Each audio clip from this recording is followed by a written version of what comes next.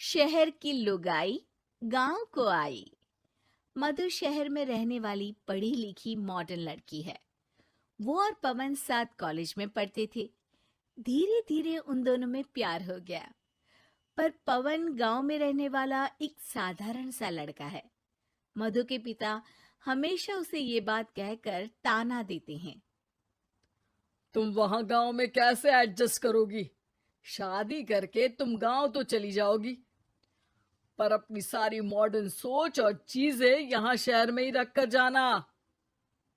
ये सुनकर मधु को बहुत गुस्सा आता है। तो क्या हुआ अगर वो लोग गांव के हैं? मैं वहां जाकर उस घर को बिल्कुल शहर की तरह बना दूंगी। शाम होते ही मधु पवन को वीडियो कॉल करती है।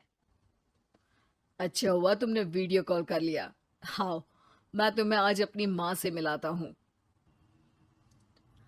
अरे बिट्टू, क्या कर रहा है?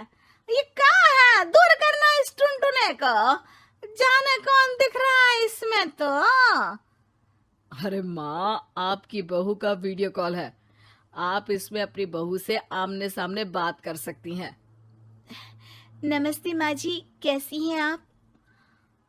अरे जका, ये बहू ने अपने कानों में क्या लगाया है? जका से झुमके हैं। झुमके नहीं माँ जी, इन्हें ईयरफोन्स कहते हैं। इससे सामने वाले की आवाज और अच्छे से आती है। मैं आपको भी ला कर दूंगी। अरे नहीं नहीं, हमें नहीं ना चाहिए। हमारा कान बिल्कुल ठीक है। हाँ। माँ जी की ये बातें सुनकर मधु को अपने पिता की बातें याद आ जाती है और वो उसी वक्त ये ठान लेती है कि वो अपने ससुराल को एकदम मॉडर्न ससुराल बनाकर रहेगी। कुछ दिन बीत जाते हैं। पवन और मधु की शादी हो चुकी है। आज मधु का अपने ससुराल में पहला दिन है। माँ जी, मैं आपके लिए एक तोहफा लाई हूँ। अरे इतना बड़ा तोहफा! अरे क्या लाई है रे इस बड़े से बक्से में? मधु बॉक्स खोलती है। ये क्या है? ये वैक्यूम क्लीनर है। मैंने आपको झाड़ू लगाते हुए देखा तो सोचा अब आपका काम आसान हो जाएगा। अरे वाह बहू वाह, तूने मुझे झाड़ू लगाते हुए देखा तो तू मेरा हाथ से झाड़ू लेकर खुद भी तो लगा सकती थी ना। पर नहीं, तूने तुझे मशीन लाकर मेरे हाथ में दे दी कि यह काम हमेशा मैं ही करूं। ये आजकल की शहरी छोरियां बिल्कुल नहीं बदलेगी। मधु को मन ही मन गुस्सा आता है, पर फिर भी अपना गुस्सा भूलकर मधु माँ जी को वैक्यूम क्लीनर इस्तेमाल करना सिखाती है। अगले दिन मधु सुबह उठती है तो ये आंगन में से कैसी आवाजें आ रही हैं? मधु दौड़ती दौड़ती आंगन में जाती है और देखते ही चौंक जाती है। अरे माँ जी, ये आप क्या कर रही हैं? और वो क्या है ना, सुबह मैं जब कुएं से पानी निकाल रही थी तो मेरे कान की बाली उसमें गिर गई थी। तो ये तेरा वैक्यूम ना सारी चीजें अपनी तरफ खींच लेता है ना, तो मेरी बाली भी तो निकाल ही देगा। उसी की कोशिश कर रही हूँ, पर न जाने क्यों अब ये चालू ही नहीं हो रही तेरी मशीन। अब वो चालू होगी भी नहीं।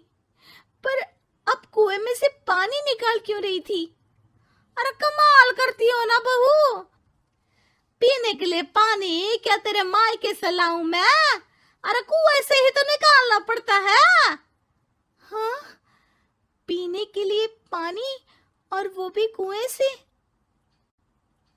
मधु दिमाग लगाती है और थोड़ी ही देर में घर में वाटर प्यूरिफायर लगवा देती है। ये देखिए माँ जी, इसमें बस एक बार पानी भर देंगे तो नल में पानी साफ होकर बाहर आएगा। अरे वाह रे बहू, ये तो बहुत ही बढ़िया चीज है। रात हो जाती है। मधु जैसे ही प्यूरिफायर का नल चालू करती है तो वो अचानक से फट जाता है और सब जगह पानी पानी हो जाता है। अरे ये क्या हुआ? ये क्या हो गया? मैंने तो बस इसमें उबला हुआ पानी डाला था, ये इतनी जल्दी खराब हो गया। अरे ये सारी शहरी चीजें सब ऐसी ही होती है कबूरी।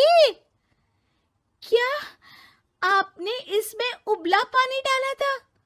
हाँ तो फिर पानी तो तभी साफ होगा ना जब उसे उबालेंगे। ये मशीन का कोई जिन है जो हमने जो बोला वो कर देगी है? मधु को बहुत गुस्सा आता है।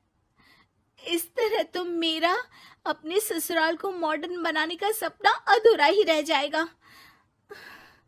नहीं, मैं इस तरह से हार नहीं मान सकती।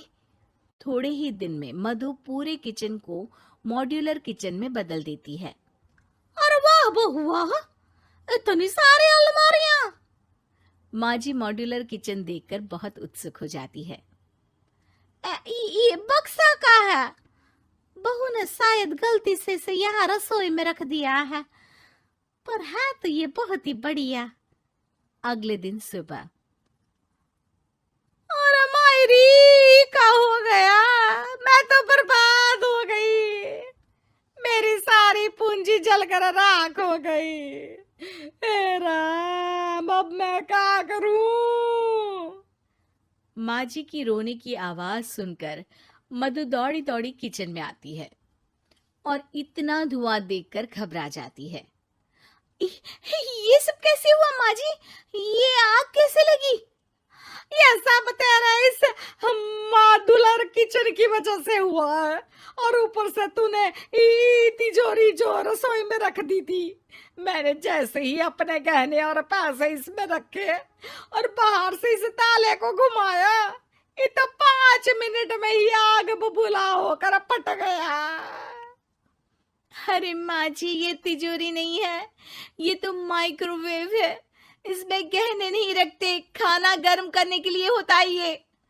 और ये जो आपने घुमाया ना, ये ताला नहीं है, आपने इसके टेम्परेचर को फुल कर दिया, इसलिए ये फट गया। माँ जी और जोर जोर से रोने लगती है।